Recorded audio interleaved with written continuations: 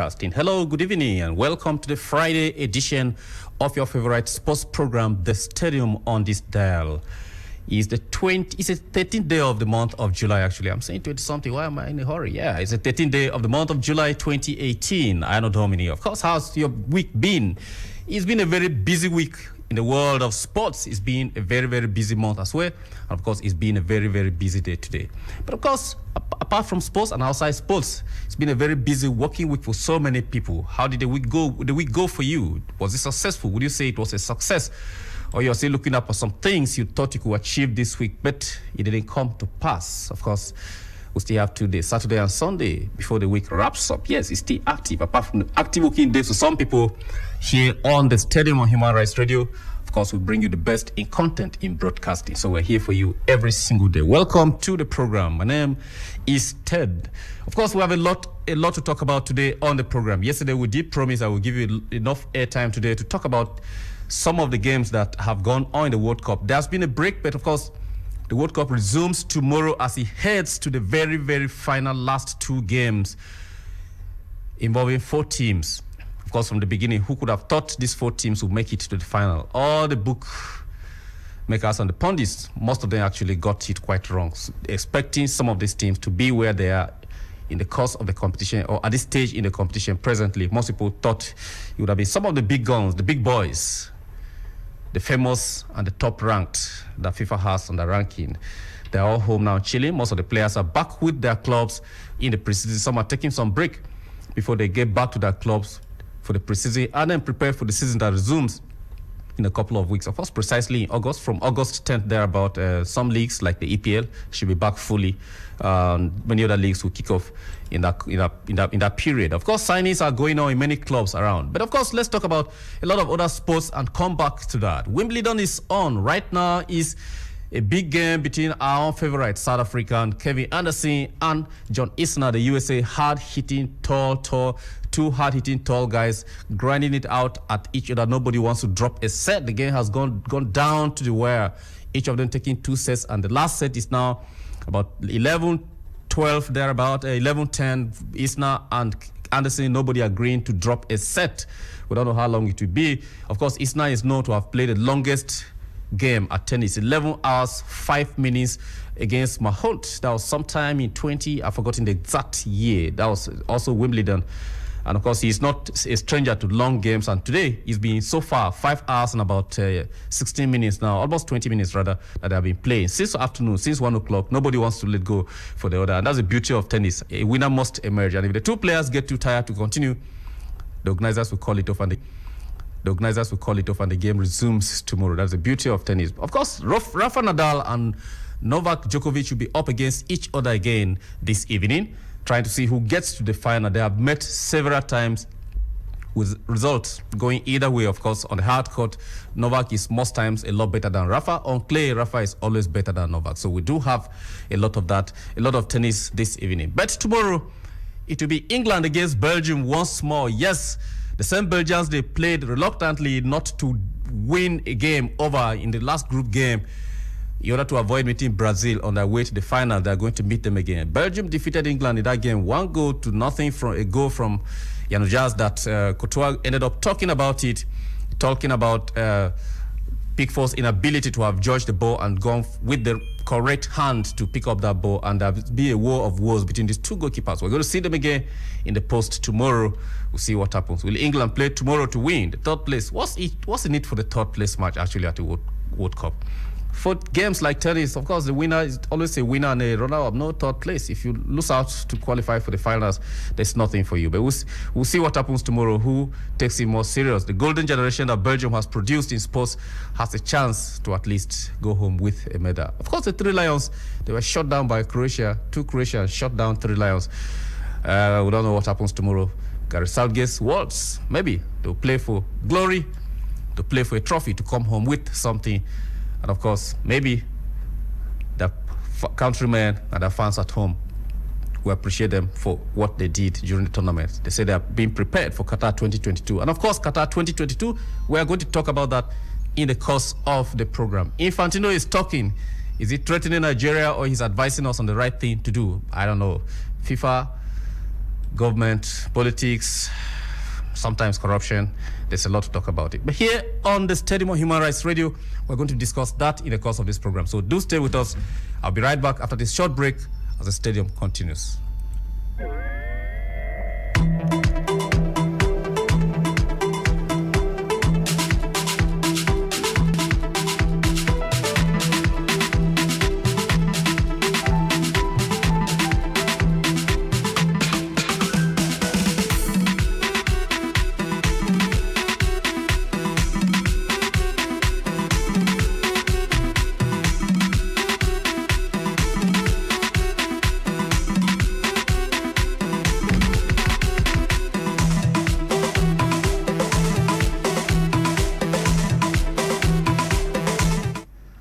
You're still listening to Human Rights Radio, 101.1 FM, redefining broadcasting. My name is Ted, here on the stadium this evening. Let's start from the home front. Of course, the Nigerian female basketball national team, of course, 28 players have been called to start camping in Atlanta ahead of the World Cup in Spain in September this year. Of course, this is quite, this is early. This is early enough. This is July. Of course, some countries have started earlier than us, but it is good that we have made this step now by calling up our most professional players across the world. The players come from different leagues across the world, from Hungary, Romania, USA, Spain, some from Nigeria. So many countries are there. France as well, we do have them. Some of them are university students. We have our very best professionals there to start camping ahead of the World Cup. I think it's time for Nigeria to take its place among nations when it comes to basketball. Of course, the Tigers have tried to get back in shape. The last qualifiers that held in Lagos, we saw a lot of improvement and a lot of deliveries from our team. The professionals that came with the injection of some few home-based players who were satisfied with their preparation. We hope that going forward, this is going to be big. And of course, the Tigresses are here. We do hope that their preparations go in time. I do hope every logistics that is supposed to go from the ministry as a support to this camping in Atlanta should be done in time so that the players will have everything, every kit, every training tool, and every welfare package in place so that they will not be distracted and they will prepare ahead. We hope not to just to add numbers to the World Cup in September in Spain like we did in Russia, but we hope to come out of that with some kind of positive result going forward. So kudos for the coaching crew and of course the federation for putting this in place to have the players in time and of course to let them know that they have to start camping. And of course, very good training facilities there in USA, in Atlanta. That's good. We don't have so many of that back home here, so it's not surprising that Atlanta is a choice. And I hope those that are supposed to be flown from home to join them will be enabled to leave in time to be there. All right, in the world of tennis, yes, like I said, the female finals comes up tomorrow. That's Serena Williams against Angelique Kerber, an American against the German. Of course, that's a game that Serena will take out in every. She'll play everything she has. She has a chance of being the only second mom to win that, and we'll say that on the stadium here. But much more about that is the fact that she'll be going for her 24th Grand Slam. That's massive. No player in history, alive or not alive, has had that feat, and she has a chance to continue playing very well. She has come out to reveal that she almost died. Yes, she did say that she almost died during childbirth last year. Stunning revelations. She gave details of that on our pages and said a lot about it. She said it was like, blood clot after the surgery and everything. She almost gave up, and she almost thought maybe that was it for tennis. And she's been some 10 months of very serious worry for her and her family, but I've stood by her, and our team have stood by her to make sure that she overcomes that, and she's back in shape, playing amazing tennis. That is beautiful to watch. We do hope that tomorrow, of course, on the stadium, we are impartial, so we support the best person to win, of course, but we have endorsed her here a lot of times, so we're wishing her the best against Angelique Kerber. Maybe as a comeback, probably she's a lot older than Kerber. Kerber has a long time to still play, so we do hope that tomorrow's game comes. So don't miss that game, rather, I want to say. Don't miss that game. It's a game that you need to watch. It starts tomorrow afternoon, a little bit around 2, 3 thereabout. You would love to watch it to see what Serena Williams will do against Kerber. It's a big game. It might go down to the wire. Yes, it might go down to the wire, just the way Isner and our own South Africa, Kevin Anderson, have pulled it out today on the men's court. Rafa Nadal comes up against Novak Djokovic in probably a couple of minutes time. That should be a central court 2. They'll be playing out. This may have met so many times. Novak Djokovic has had a lot of injuries, has been out for long, and all the while we knew that his preparation was to come back to Wimbledon, and here he is with a very, very massive chance to get to the finals. If he goes past Rafa Nadal, whatever the outcome of the game ongoing, he's going to meet very, very strong opposition. He's going to play, if he does meet any of these guys, going to play against guys that are almost heading close to, not just a very few inches to being almost 7 feet. These are very tall guys, do have that advantage. The reach of their arms is amazing. You really have to be at your best to serve balls that Isner will not be able to return. And when he serves his aces, you only see the ball arrive, touch the court, and it goes off the court. You just watch it because that's his strength, his aces. And if you get into a rally with Isner or Anderson, well, it's a problem for you. That is what Anderson used to defeat Roger Federer to get to this point. And that's what Isner did, of course, to get to this place against Raonic. So that these are two big players. And of course, Novak Djokovic and Rafa Nadal. Rafa Nadal, the king of clay, having participated in almost every competition since the calendar reopened, the ATP, and of course the Grand Slams here. He's fit and ready. Wimbledon has eluded him for the past 7 seasons, and this is his chance also. Since the big boys, the very, very big boys, like we could talk of Roger Federer, who's a defending champion, since Roger is out, Rafa could actually look at this opportunity for him to get what he has missed for so many seasons at Wimbledon. So tomorrow is going to be, of course this night rather, is going to be a cracker, a real big game, preparing for the Sunday final between the winner of the ongoing game and the winner of the game between Rafa Nadal and Novak Djokovic. So big games in the world of tennis. Of course, it's going to be a very, very entertaining weekend. Football on the one hand, football on the one hand, tennis on the other hand. England play Belgium, a massive one, and then right there in England, of course, Novak Djokovic, Rafa Nadal, John Isner, Kevin Anderson, all sweating it out to see how Wembley will be agog tomorrow. Serena Williams, Angelique Kerber. A lot of entertainment in the world of tennis there that we'll see. So we hope that tonight and tomorrow, you keep yourself busy, get glued to your screens, and watch the best of sports, from tennis to football. It's up to you, your remote to sofa, switching channels from here to there to watch what is happening. Of course, don't forget to follow up developments around you, as Nigeria has a lot of news stories coming up in every state as elections are around the corner and all that. Of course, we do hope that doesn't affect preparations for our games that are coming up in Asaba, because all the money should not be channeled to the elections. Our athletes who are going there to represent the country do need all the preparation that should be made. By the way, the Stephen Keshi Stadium there in Asaba, the minister took a tour of the stadium. He praised it. He says it's up to standard, and it's a stadium that can host any athlete worldwide. Of course, can host the whole world there. It's massive. We have commended the Delta State government here for trying to remember our legend, our former captain and coach, Stephen Keshi of blessed memory, for building that stadium in his honor. And of course, the very first tournament that will take place there will be the Africa Athletic Championship that will take place in Asaba come next month, August. Should be from the 1st to the 5th. So a lot has been trending online about the competition. Athletes were disgruntled because of the some kind of welfare packages that were not really given them by the Athletics Federation of Nigeria. Here at the National Stadium, there were some little kind of protests, but we hope that has been sorted out, and our athletes are in top gear to represent us there. We're hosting. The South Africans are here with a very massive squad. So are the Kenyans. We do hope that we prepare to host it and to win, most especially to win in that stadium and dedicate all those medals to the memory of a great legend, a great Nigerian athlete in the name of Stephen Keshi of blessed memory. We wish our athletes very good preparation as they prepare for Asaba 2018. Now to the world of boxing. Manny Pacquiao, you remember, of course, a politician now in the Philippines, in his country. A legendary boxer of his own rights, former heavyweight.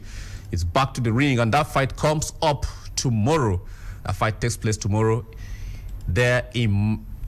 Of course, he wanted the fight to take place. There was speculations about the fight taking place in London, or even finding a way to take it to Vegas. But this will take place in Maites in Malaysia, and that is a big fight there for Manny. He has not fought professionally for 12 months. That's a very long time for a boxer to be out. But of course, I've watched videos of his training. He's in top shape and ready to come back to compete. And we hope that tomorrow we'll watch that fight and see how far Manny has been, whether politics has gone so much into him, or he has, of course, the fight of a boxer in him still. We do have a special presentation on one of our very good fighters there in the UK who is making waves there. Not only Anthony Joshua. Nigeria has very good boxers out there, but they are not here. People have tapped them. We have one in the UK who is making waves. His name is Larry Ekundayo. They call him the Natural. He has been around. He's a graduate from the University of Lagos here in Nigeria, but has been making waves in the UK. He's the only person that most boxers within his weight are looking forward to fight now. And he's quite a good guy. Tried to represent Nigeria. It didn't quite work. Tried to get into boxing. He started boxing at the age of 12 for self-defense, not professionally, not as a sport that he wanted to use to make kind of earning from it. But of course now he got into the bantamweight and continued until now. Larry Kundayo is a big name there. I guess that's the next big thing that is coming out of Nigeria. Maybe the next fighter in the shape of Anthony Joshua that Nigeria will produce. We're hoping that, of course, all the fights that are coming up, he gets the right opponent and he's able to do some KOs. He has had very professional, very good fights in his career. Of course, winning a couple of them and losing out on some, but overall, he's good. We have had some kind of female boxers in Nigeria that somehow just went into oblivion. Suddenly, quiet. We've seen them around. Some went to the Olympics and then suddenly we don't hear about them again. We wish to know what's happening to them. If you know about any of them, give us update. The likes of Helen Joseph, the likes of Kehinde Obare, Ijoma Bunne, Edith Ogoke. Those are very, very big boxers that we have had in Nigeria. A female that went to Olympics, represented Nigeria, and of course have been boxing at their own weight categories. But of course, all of a sudden, 2012, of course, Edith was there. 2012 Olympics, Edith was one of the shining stars there.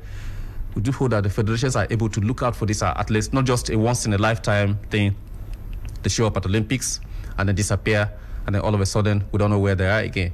We need to find out where they are and give a good reportage about them and encourage them in one way or the other to see that they get back into the game and give us the glories and the trophies and the name that we deserve. Not just football, not just basketball, because those are the two games that are making waves in the country now. Handball is there, yes, of course. Handball is there.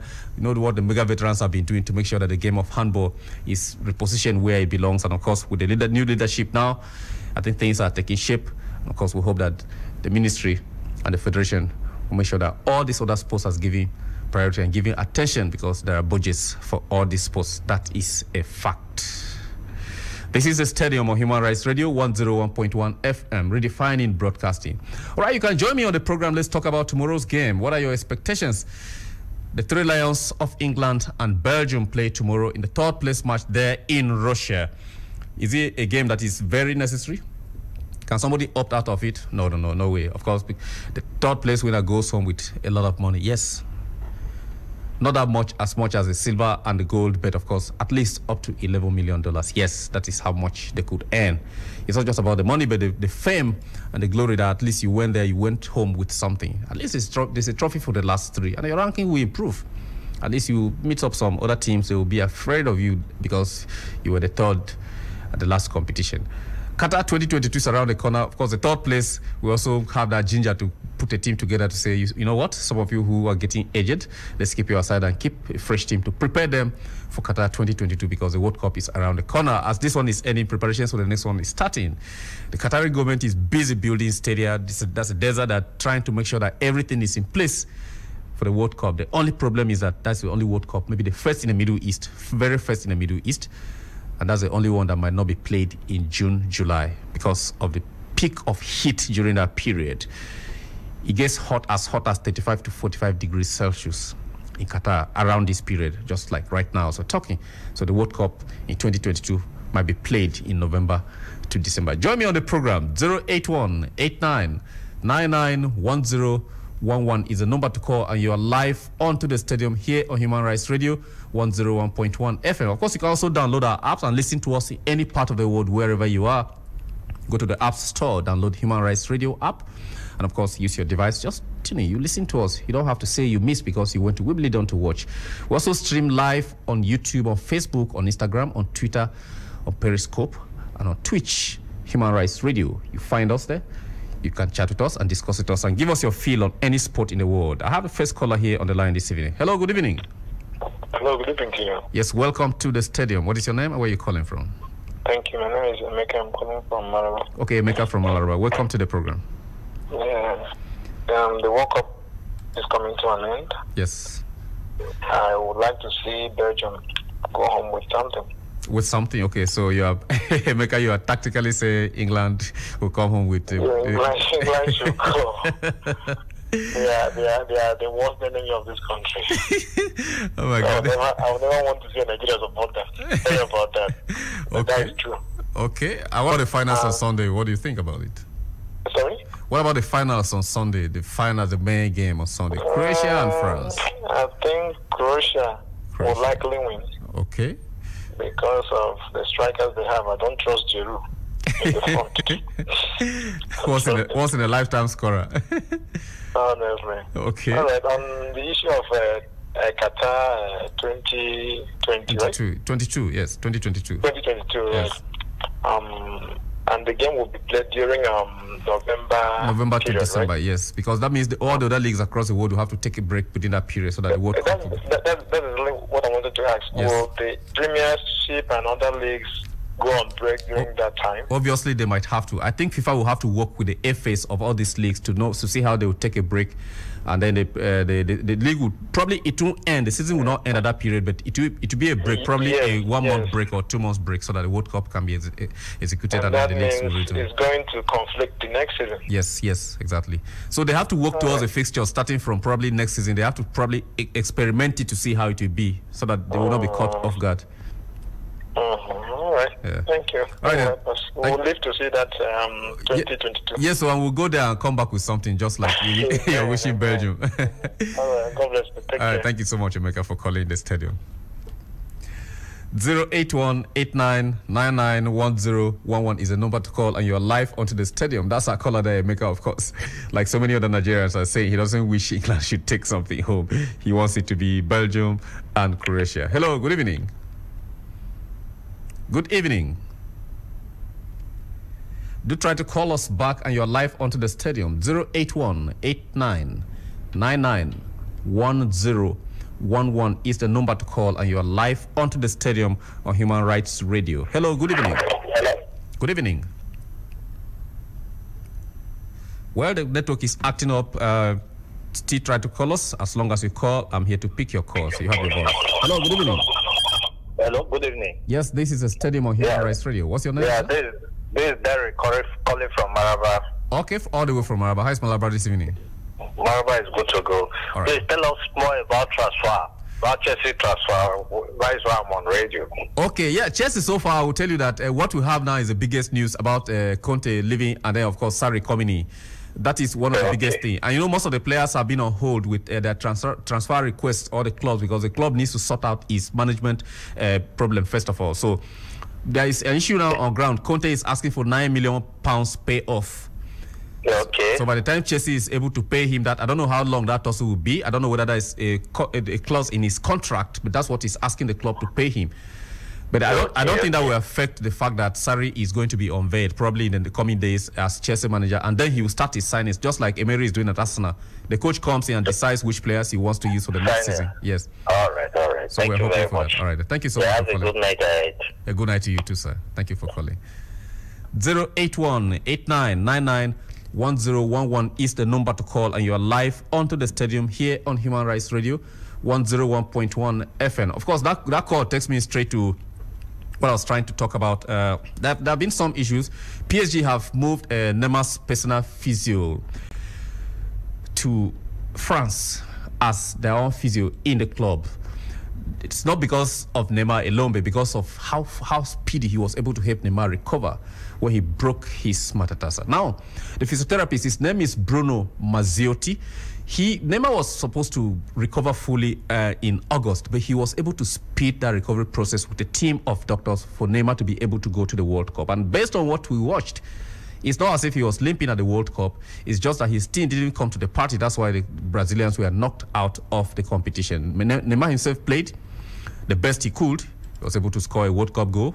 He celebrated his antics, diving and doing all that he could do on the ground. Yes, all that is in record. But the fact is that Bruno Mazziotti helped him to recover, and PSG have picked him up now as a physiotherapist, official physiotherapist for PSG. I don't know whether they're anticipating further injuries, but of course that is a requirement for every standard club to have that. Some clubs, even in our own league here, with all the facts, they don't have the required number of backroom staff, and sometimes I will discover that even on the national team there were some key roles lacking.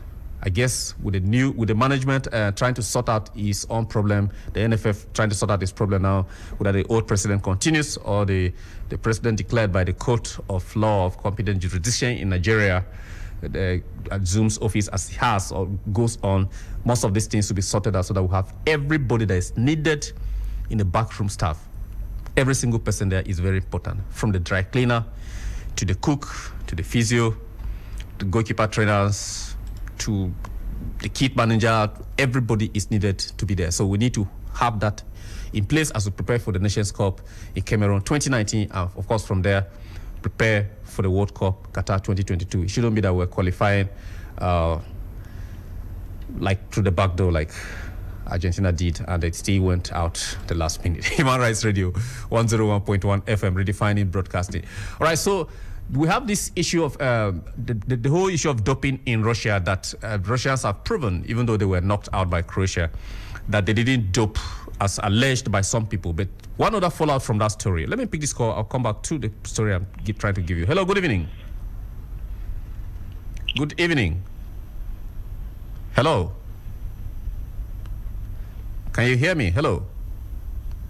All right, do try to call back. I can't hear you. I've picked your call, but I can't hear you. Obviously, you didn't see that the call has been picked. 081-8999-1011 is a number to call, and you're live onto the stadium. So the IOC president, we come in contact with Russian President Vladimir Putin for the first time since the country's doping scandal intensified when attending the FIFA World Cup final in Moscow on Sunday. Yes, of course, there has been a lot of wars between these two, the FIFA president, Infantino, Vladimir Putin, who has been the host to these big shows in FIFA, and then now the IOC president, who actually revealed a lot of stuff about Russia, the doping plan as supported by government and all that. We see Putin face to face for the first time. We're not anticipating any kind of anger or anything, but it would be funny to see how they sit close to each other. They sat close to each other sometime in the finals in Brazil because Russia was going to take it up next. So Putin was there with the IOC president, LOC president, to receive the flag, the World Cup flag, and of course to indicate interest that Russia was ready. So they sat together, and then for the first time again officially after all the revelations that came, they're going to see face to face on Sunday. I can't wait to see that meeting. Hello, good evening. Hello. Good evening. Well, I don't know what network is doing, but I picked your call. I can't hear you. Please do try to call us back. 081-8999-1011. Referees for the two remaining games in Russia have been picked. Of course, we have Nestor Pitana of Argentina. He will take charge of the game on Sunday. He's a no-nonsense referee. A lot of people know him. Hello, good evening. Hello. Hello. Well, I guess network or whatever is happening. Hope it's not from somebody from England or from Croatia. I don't know. But do try to call us back again before I go on a short break now. Hello, good evening.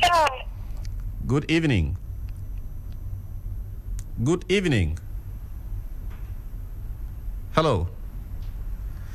The network is not very friendly this evening. I don't know if the weather is bad out there, but of course here on the stadium, the 101.1 million capacity stadium, we have an excellent weather for sports. Like I was saying, the final two referees, we have the Argentine there, and then we have Alireza Fagini of Iran. He will take charge of the game between Belgium and England tomorrow, so the referees are out. The English are complaining about the referee that officiated their game with Croatia about inconsistencies in what he did, refusing to consult the VAR and not giving yellow cards when they were due, and the fact that some players on that team were not supposed to have been in because of some controversies, but they were off the pitch controversies, and FIFA had cleared the players to play because of the celebration they did, getting involved with some political jabs, but that was clear. So, hello, good evening. Hello, good evening. Yes, this is the stadium on Human Rights Radio. What is your name and where are you calling from? My name is Stephanie Michael. Okay, Stephanie Michael, make your contribution. I think Belgium all the way, because in as much the cup is coming home and the cup is not coming home any longer, I think the Amora will be done, and then the Belgium will take the day at the end of the match tomorrow. Okay, so you're giving it to Belgium? Yes, please, it's better, please let us know when you have your morning sport, Saturday sport, the time. I think it will help us. Some of us are just tuning in. Okay. Saturday is 6 p.m. to 8 p.m. 2 hours from 6 in the evening to 8. Okay. On Saturdays. Yeah, this same time. Morning thought. Yeah, morning for now. We're working on it. We had it, but we're working on it to make it better. So it will come back very soon. We'll let you know that in a short while. Okay, I think after each of your presentation, let us know the time because of the new people that will be tuning in, so that they will know the time for your fourth presentation. Thank you very much. Thank you very much, Stephanie, for your observation. We'll put that into consideration. Thank you very much. I'll take a short break just to remind our Muslim brothers and sisters that it is time for prayer. When I come back, we'll talk more about the sports that are going on. Matches tomorrow. People have given it already to Belgium. You are free to call when I come back from this short break. So do stay with us on Human Rights Radio 101.1 FM. Don't go anywhere. We'll be right back. Allahu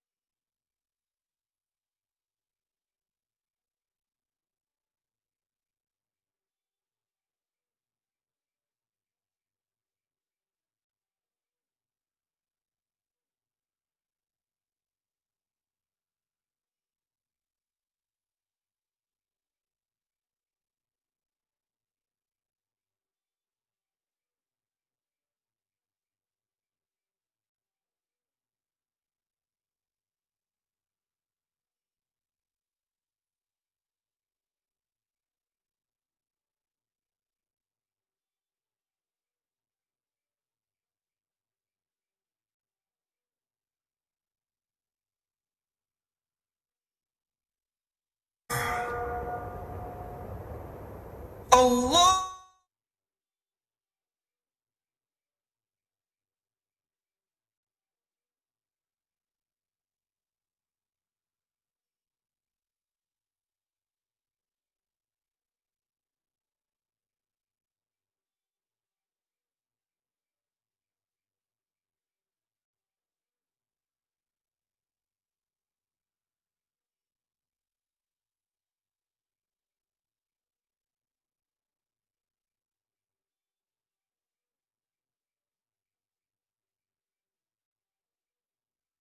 Radio station. Listen. It's only today that my daughter gets just to eat food. Past 2 months now, you be in your shop selling before you know your child will disappear. Listen. My own. That is what is killing us. They demolish everything. They burn all our things. Even my credentials, even my children own. Up to the extent, no clothes, nothing. Government cannot give us everything we want. And as a youth, the little you have, you can use it to establish yourself. Given a voice to the voiceless. 101.1 FM. Listen.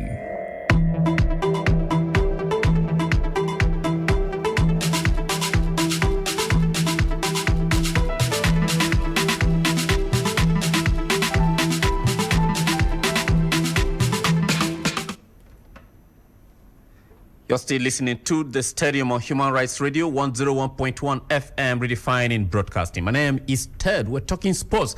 And of course, let me read out something to you coming from President of FIFA, Gianni Infantino. I don't know whether it's an advice or it's a caution or it's a threat. Of course, he's our president for we who love football, but of course, we also have rules on the ground, as FIFA does have their own too. He says the situation in Nigeria is very clear. We have statutes, we have regulations that there can be no interference in the running of the association. For this reason, Pinnick is working here in an official capacity. He is a president recognized by FIFA.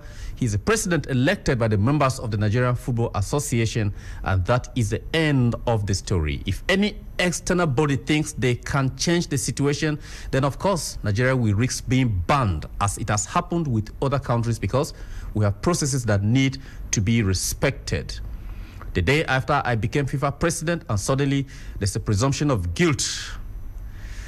It is very clear-cut and simple case as far as we are concerned. That's Infantino talking there. So Nigeria on the brink of maybe being banned by FIFA once again. It's a very controversial issue which we are going to take up again details tomorrow here on the stadium to analyze it in details, because the NFF is under the Ministry of Youth and Sports Development, which is under the federal government, the Federal Republic of Nigeria, and that came into life by an act of the government. FIFA has its rules, as well as the fact that Nigeria as a country, as a sovereign nation, also has her own rules.